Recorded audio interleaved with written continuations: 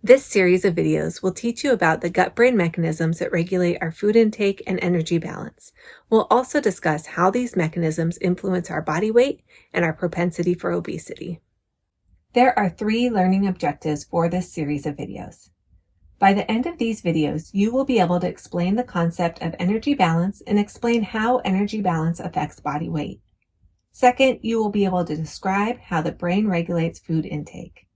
Third, you will be able to distinguish between homeostatic and non-homeostatic influences on energy balance. This video will focus on the first topic learning objective, which is to enable you to be able to explain the concept of energy balance and how it affects body weight. Energy balance is defined as the balance between energy expended and energy consumed. When this balance occurs, there are not extra calories that need to be converted to fat stores. Thus, the body's fat supply and stores are not excessive and are at a healthy level, supporting optimal metabolic health. In this state, there is very little fat stored in non-adipose tissues in the liver, muscles, and pancreas. In contrast, when there is an energy imbalance, weight and adipose stores are affected. In the case of a positive energy balance, defined as when energy intake outweighs energy expenditure, the excess calories that are not expended need to go somewhere, so they are converted to fat stores. In this scenario, the body's fat supply and stores are excessive and are at levels that change metabolic health. In particular, excess fat is stored in non-adipose tissues in the liver, muscle, and pancreas, which disrupts their functioning and leads to metabolic disorders. From an evolutionary standpoint, this system makes sense. Linking energy expenditure to energy intake ensures that our bodies have adequate energy available to support the activities we need to engage in for survival and reproduction.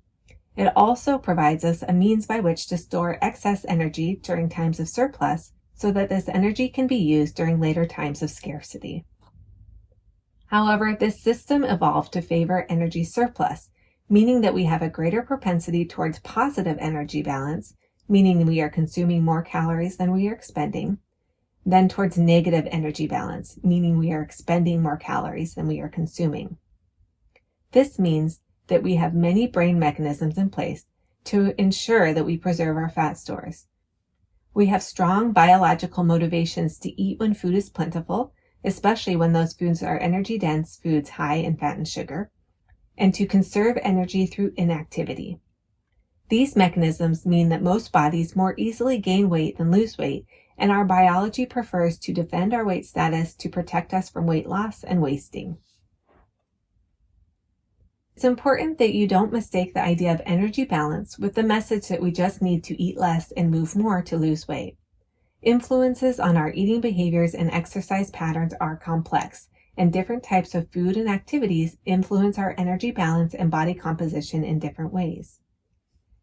Humans evolved in environments where food was scarce or required large amounts of energy to secure through hunting and foraging and prepare once obtained. Our modern-day luxuries of grocery stores, well-stocked pantries, and food delivery is a very recent phenomenon and is a stark contrast to the majority of human experience. Thus, weight loss was typically much easier than weight gain, meaning weight gain was adaptive and promoted survival. As follows, we evolved to favor energy surplus because this was a rare but important occurrence. We evolved to be attuned to contexts where food was plentiful and readily available, and to react to these environments by eating while food was available and having a biological propensity to store excess energy in the form of fat or adipose tissue that could fuel our bodies during times when food was less plentiful. In our current environment, we have many social factors, such as social events centered around food and eating, and environmental factors, such as easy access to grocery stores and convenience stores, that make it easy to eat and obtain energy-dense foods. Now, weight gain is a lot easier because we've usurped this energy balance problem that we've faced for much of human history.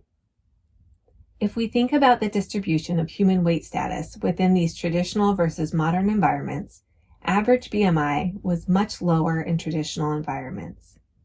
We were thinner because we were eating fewer calories and needed to expend relatively more calories throughout our daily experiences. Genetic influences were accounting for people who were able to maintain a higher weight in this environment. This idea is encompassed within the theory of the thrifty phenotype, which states that there were certain individuals with the genetic predispositions to be more efficient at converting calories consumed into fat stores, which would have been adaptive in traditional environments. In our modern environment, our average BMI is relatively higher due to drastic changes in our social and built environments. The distribution of BMI is wider because we have more control over what and how much we eat and how active we are, leading to more variability in energy balance and weight status.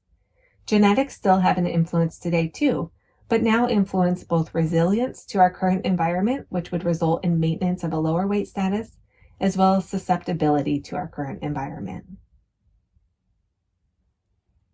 To emphasize this point further, variability in BMI is driven in part by genetic propensity to gain weight.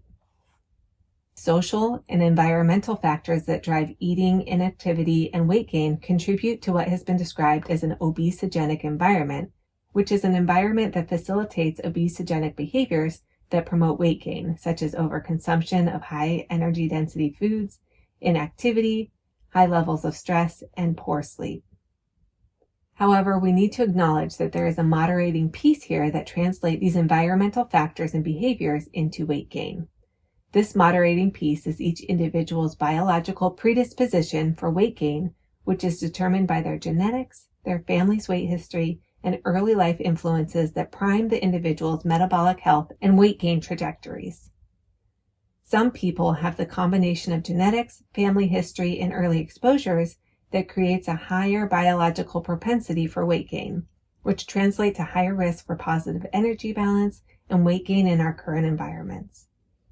Others have a combination of factors that creates lower predisposition, which translate to lower risk for positive energy balance and weight gain. To emphasize again, you should not mistake the idea of energy balance with the message that we just need to eat less and move more to lose weight. Several metabolic parameters are associated with propensity for weight gain via effects on energy expenditure and energy balance. Some of these genetic differences that we see influencing biological propensity towards weight status are encompassed within these 4 different metabolic parameters. Due to both genetic and biological influences, individuals vary on these 4 different factors presented here. First, we know that positive energy balance results from having a low metabolic rate relative to body size, age, and sex, and this results in a greater propensity to gain weight.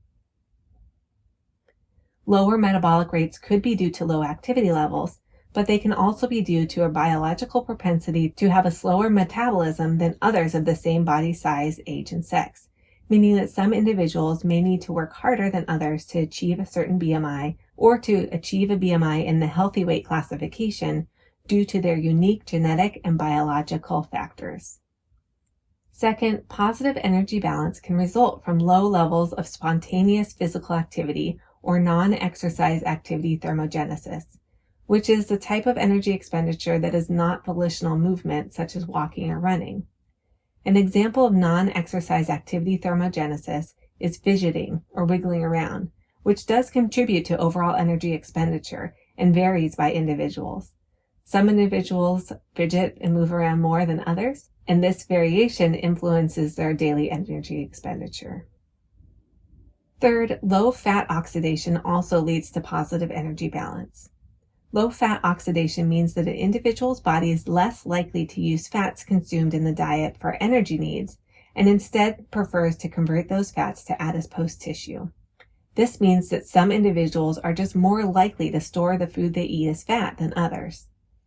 This would have been adaptive in traditional environments because it would ensure an individual had ample fat stores to get them through times when calories were hard to find.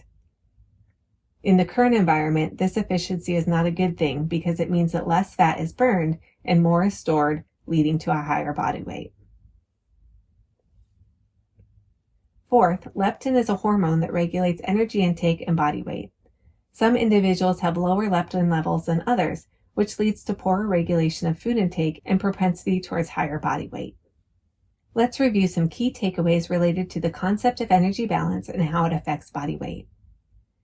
Energy balance occurs when energy intake matches energy expenditure, leading to a stable weight status, a healthy level of body fat, and optimal metabolic functioning.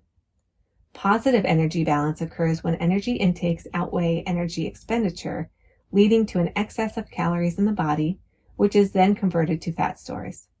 Positive energy balance is a primary driver of weight gain. Humans have evolved to prefer a state of positive energy balance because this was adaptive for most of human history. Achieving energy balance is not necessarily as simple as eating less and moving more, because genetic, biological, and environmental factors all affect each individual's propensity toward energy balance versus weight gain. That's all for this video. Thank you for learning with me.